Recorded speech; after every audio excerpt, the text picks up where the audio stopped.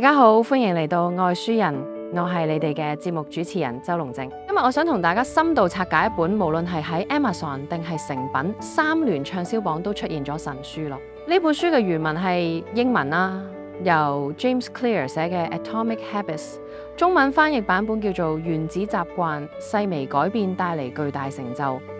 好多人一聽見我習慣呢兩個字，心入邊可能都會諗啊，咁入邊咪又係叫人早起身做下運動，唔好食垃圾食物嗰啲老生常談啊。但我話俾你聽，呢本書之所以能夠喺全球賣過千萬本，甚至成為好多 CEO 同運動員嘅床頭書，係因為佢唔係純粹叫你靠意志力去死衝，而係教你一套科學化嘅系統。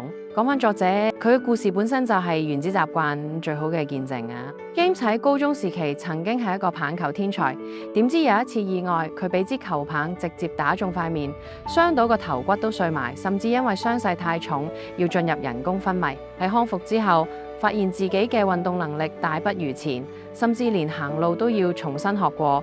佢嗰種極度絕望嘅時刻，佢發現自己冇辦法一步登天變翻以前咁勁。佢受啟發開始做一啲好微細到好似原子咁細嘅改變，例如每日堅持早啲嘅，保持間房整潔，或者每日只係要求自己做一下掌上壓。呢啲微不足道嘅進步累積到喺大學時期，竟然令佢重新成為全美頂尖嘅運動員。佢寫呢本書嘅初心呢，就係想話俾大家知，你嘅成就呢，其實係你習慣嘅複利效應產物。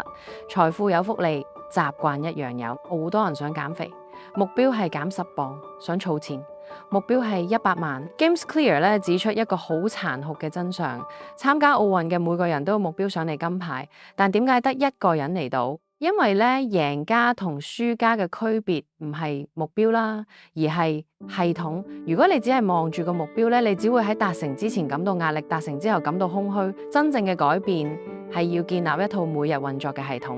佢提出嚟習慣迴圈，佢4個層次：提示、渴望、反應、獎勵。我哋用一個現代人最常見嘅衰習慣做例子，玩電話。提示，部電話震咗一下，或者屏幕亮起啦。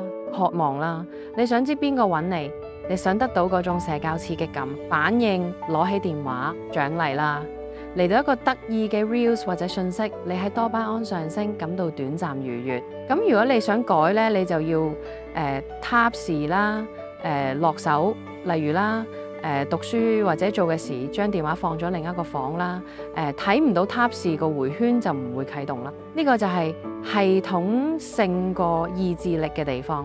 呢度係全書最精彩嘅部分，亦都係我讀完之後覺得最有價值嘅一點。通常我哋想改變係由外而內啦，例如我想買部鋼琴，等我可以成為一個識音樂嘅人啦。結果咁，但係 James 話咧，真正持久嘅改變係由內而外。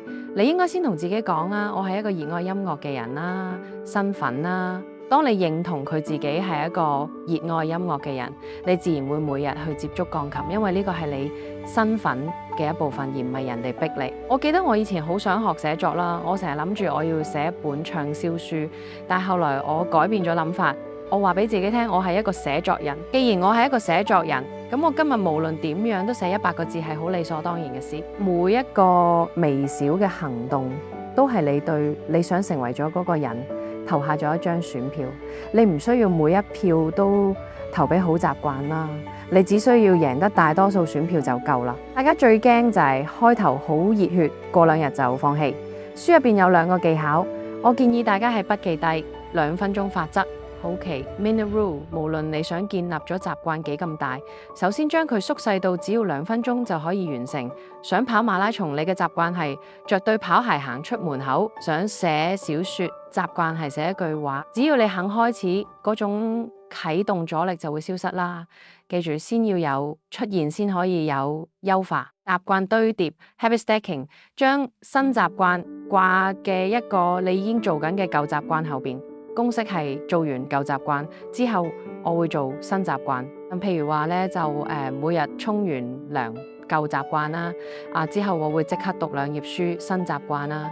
咁樣你個大腦就唔需要重新思考，自動化程度會大大提升。最後我哋要識得 tell 自己，人哋大腦天生係追求，即時獎勵嘅。James 建議，如果你成功做到一個好習慣，可以俾一個即時嘅微獎勵自己，但係更重要嘅係改變環境。咁如果你想食少嘅零食，唔係靠意志力去忍，而係根本唔好買零食返屋企。如果你想飲多啲水呢，就喺屋企或者 office 每個角落都擺一樽水咯。環境呢，往往比意志力更加誠實，更有用。咁總結呢本原子習慣呢，佢教我哋嘅做人處世經驗就係唔好執着於一次性嘅大爆發，要相信持續改進。如果每日進步1%呢，1年之後你就會強大咗37倍。相反，如果每日退步1%呢，1年之後你就幾乎歸零。呢個就係人生嘅數學題。我希望大家聽完今日呢集之後，唔好急住去改晒成個人生。今日返去揾一個2分鐘可以做到嘅小習慣，開始投下你對未來理想自己嘅第一票。如果你鍾意今日我哋分享啦，覺得有啟發到你，記得訂閱我哋嘅頻道，同埋 share 俾你身邊嗰個成日話想改但係又改唔到嘅朋友。我哋一齊由原子開始，成就巨大。我哋下集再見，一齊成為更好嘅愛書人。拜拜。